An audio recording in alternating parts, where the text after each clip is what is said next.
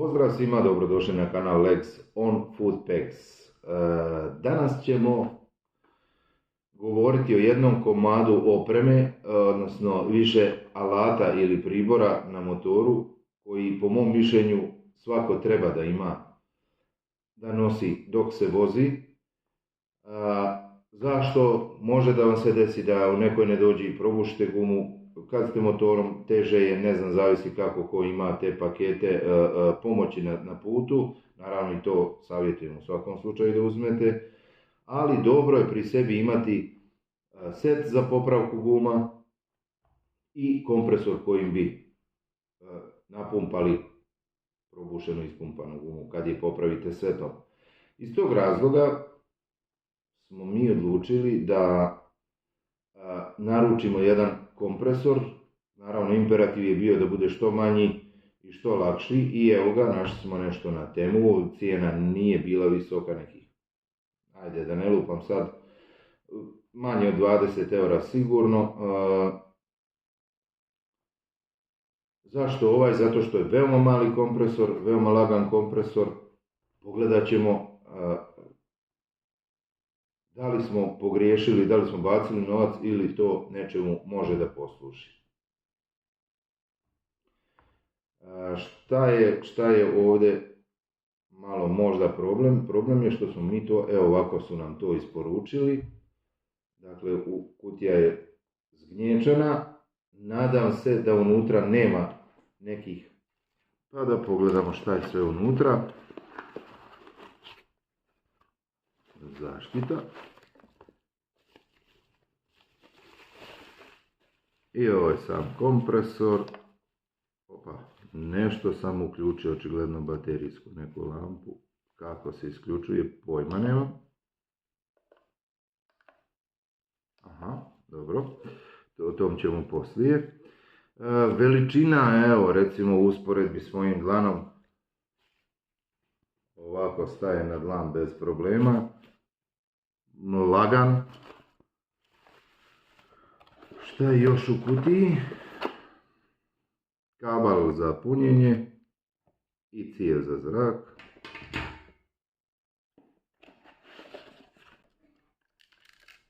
Opa, očigledno ovdje ima nekog viška unutra. Šta je, ne znam. To me malo zabrinjava sad, ne dijelim da će ovo da radi. I da vidimo šta ima ovaj kompresor.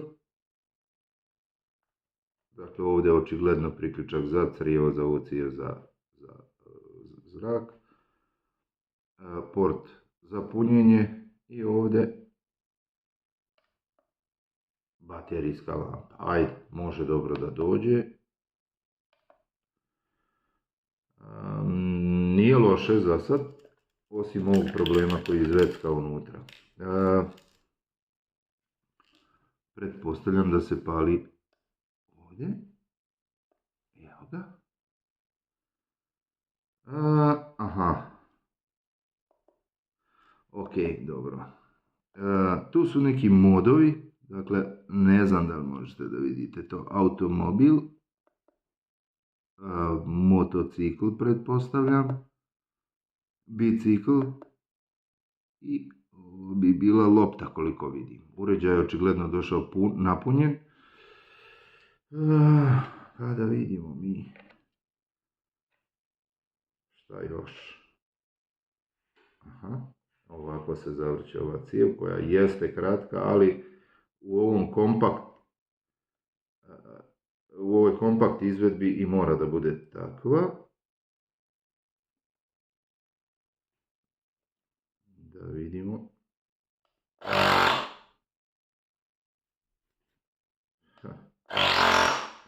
Da, zaustavi se jer pretpostavljam da je pritisak određeni dostignut. Evo, prebacimo na mod za automobil.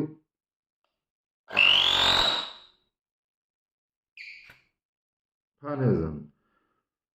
Ajde, vidjet ćemo kako će se to ponašati.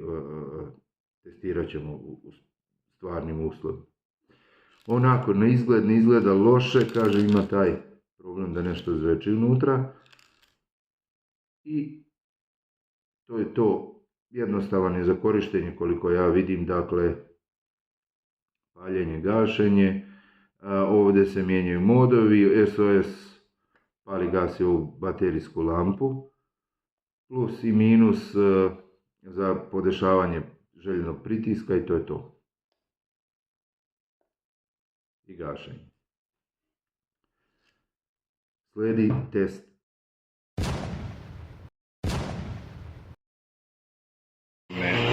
I evo me pored aparata na benzinskoj pumpi za svaki slučaj. Provjerit ću da li ovo kinesko čudo može da potpunosti napumpa gumu od praznog do punog.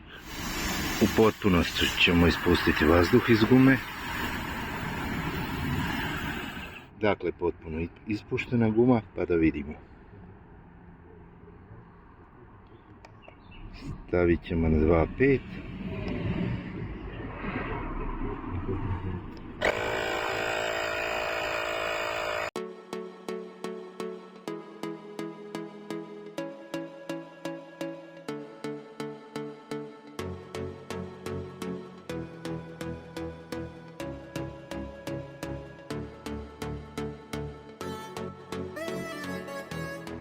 I evo izgleda da je uspio, samo ćemo još da provjerimo sa ovim kompresorom na benzinskoj koliko je ovo tačno zapravo.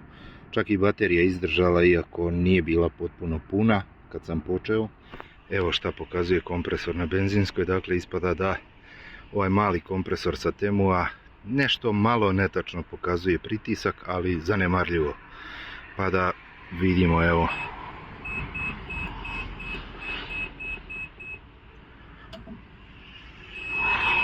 Evo ga, to je zaista sitnica bila. To je to. Ukoliko vam se sviđa ovo što radimo, ukoliko želite da podržite naš kanal, molim vas da to uradite klikom na like, klikom na subscribe i klikom na obavještenja, na zvonce. Vaša podrška nam puno znači, vama pretpostavljam nije teško. Toliko je, evo zaključak na kraju. Šta još da kažem ljudi, što se tiče ovog malog kineskog čuda, sve preporuke s moje strane, vidjeli ste, u stanju je da u potpunosti napumpa potpuno praznu gumu motocikla. Siguran sam da bi napumpao i gumu automobila, neću sad to testirati, ako baš budete pokazali interesovanje možemo i to uraditi. Ja jednostavno nemam zamjerku, nije se čak ni ugrijao, znači bez problema. Ona greška od 2.4 ili 2.5 je zaista po mom mišljenju zanemarljiva, a osim toga polazimo od pretpostavke da je onaj kompresor na benzinskoj tačan. Ko zna ko u stvari griješi, ali nije ni bitno 2.4 ili 2.5. Čak i ono što je zvečalo unutra je prestalo, ne znam kako, ali tako je, nakon jednog putovanja prestalo je i to je to. Zamjerki nema, da, možda jedna zamjerkica kad ga stavim u tank torbu.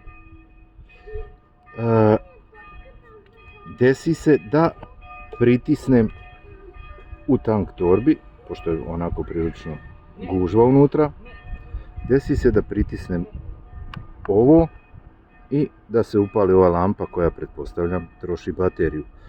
Znači, to je možda jedan nedostatak koji ja primjećujem, drugo ništa. Nemam zamjerki, prezadovoljan sam, to je to. Šta da vam kažem ljudi, vozite sigurno, vozite defanzivno, nosite zaštitnu opremu, vozite i volite se ljudi. Ćao!